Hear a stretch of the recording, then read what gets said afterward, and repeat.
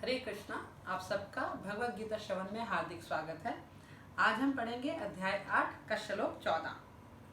अनन्य चेता सततं यः माम स्मरति नित्यशः तस्य अहं सुलभः पार्थ नित्ययुक्तस्य योगिनाम्। हे अर्जुन, जो अनन्य भाव से निरंतर मेरा स्मरण करता है उसके लिए मैं सुलभ हूँ, क्योंकि वह मेरी भक्ति में प्रवृत्त रहता है। तात्पर्य शिला प्रभुपाद जी के द्वारा। शिला प्रभुपाद जी की जय।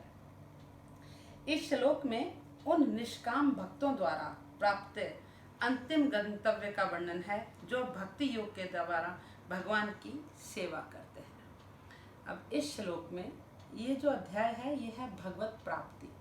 भगवत प्राप्ति का अर्थ है कि जो शुद्ध भक्त भगवत प्राप्ति, कृष्ण की प्राप्ति करना चाहते हैं उनके लिए ये अध्याय बहुत ही महत्वपूर्ण है। इस अध्याय में बताया है कि निष्काम भक्तों का अंतिम गंतव्य इस श्लोक में वर्णित है। तो सुनिए क्या है अंतिम गंतव्य, कि शुद्ध भक्त का अंतिम गंतव्य जहाँ पे शुद्ध भक्त को पहुँचना है, यहाँ कृष्ण बताते हैं।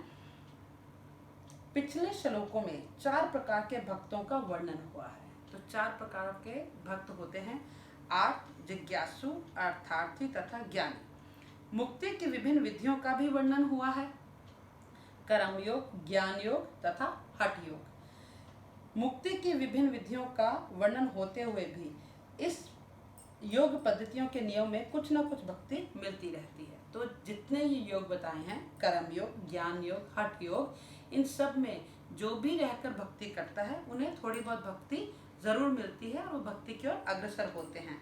लेकिन इस श्लोक में शुद्ध भक्ति योग का वर्णन है।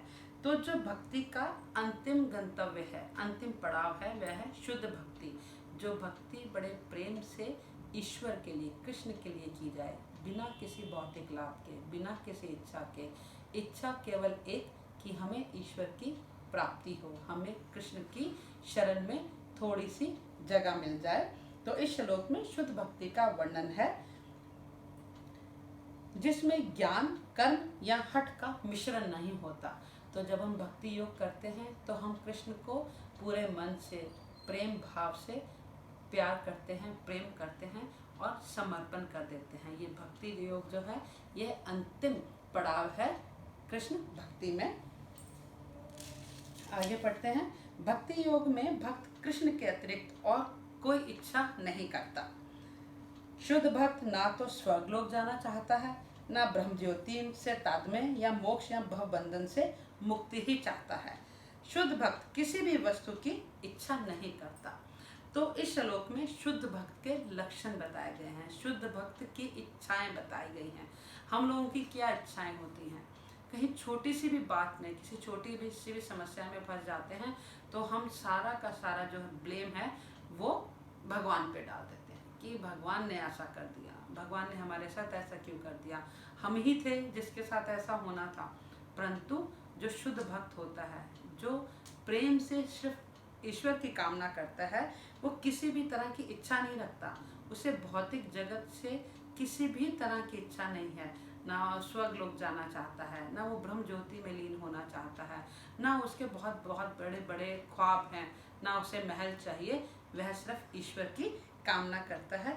शुद्ध भक्त की किसी भी वस्तु की इच्छा नहीं करता।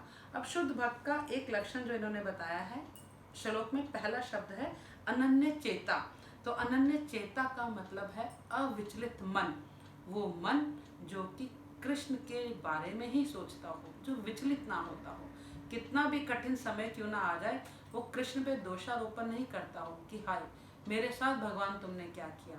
वो हाथ जोड़ के सिर्फ यही प्रार्थना करता है कि भगवान जो आपने किया वो बहुत अच्छा किया।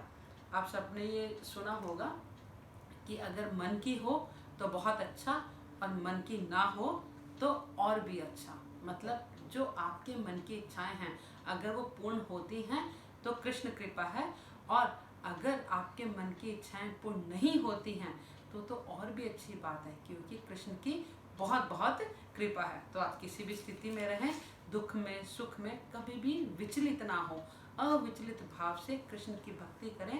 हम सब जीव तभी शुद्ध भक्ति की ओर अग्रसर हो सकते हैं। वही पूर्ण भक्त भगवान को प्रसन्न करने के अतिरिक्त अन्य को इच्छा नहीं रखता। अतः भगवान कहते हैं कि जो एक निष्ठ भाव से उनकी भक्ति में लगा रहता है उसे वे सरलता से प्राप्त होते हैं।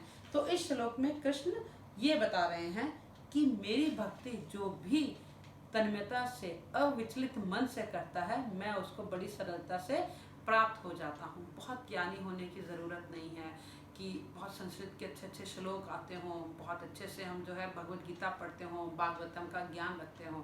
बस एक सरल मन हो और उसके अंदर अति सुंदर एक भाव हो कृष्ण प्रेम का, तो हमें कृष्ण सरलता से प्राप्त हो सकते हैं। आगे बढ़ते हैं श्लोक की ओर। शुद्ध भक्त सदैव कृष्ण के विभिन्न रूपों में से किसी एक की भक्ति में लगा रहता है। ऐसे भक्त को उन अनेक समस्याओं का सामना नहीं करना पड़ता जो अन्य योग के अभ्यासकर्ताओं को झेलनी पड़ती है।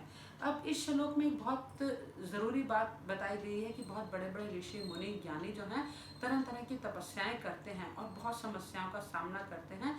तो कृष्ण कहते हैं जब हम भक्ति योग में आते हैं, सरलता से सिर्फ शुद्ध भक्ति की ओर बढ़ते हैं, तो हमें इन समस्याओं का सामना नहीं करना पड़ता। भक्ति योग अत्यंत सरल, शुद्ध तथा सुगम है। अत्यंत ही सरल है, अत्यंत ही सुगम है। हमें केवल अभ्यास करना है, कृष्ण के नाम का स्मरण करना है। गीता में भी कहा गया है ददामि बुद्धि योगम तमः। ऐसे भक्तों को भगवान पर्याप्त बुद्धि प्रदान करते हैं जिससे वे उन्हें भगवत धाम में प्राप्त कर सके। तो आप इच्छा रखें, छोटी सी इच्छा कि मेरे को कृष्ण भक्ति करनी है, फिर देखिए कृष्ण आप पे कैसे कृपा करते हैं। वो ज्ञान के द्वार खुद ब खुद खोल देंगे आपके सामने। आपकी बुद्धि का जो आवरण है, ताकि आप कृष्ण को समझ पाएं, उस आवरण को हटा देंगे जो कि तमोगुण से बना है, और आप सतोगुण की ओर जाकर कृष्ण भक्ति में लीन हो पाएंगे। शुद्ध भक्त का सबसे बड़ा गुण यह है कि वह देश काल का विचार किए बिना अन्य भाव से कृष्ण का ही चिंतन करता है। उसको किसी तरह का व्यवधान नहीं होना चाहिए। उसे कहीं भी और किसी भी समय अपना सेवा कार्य करने में रहने में समर्थ होना चाहिए।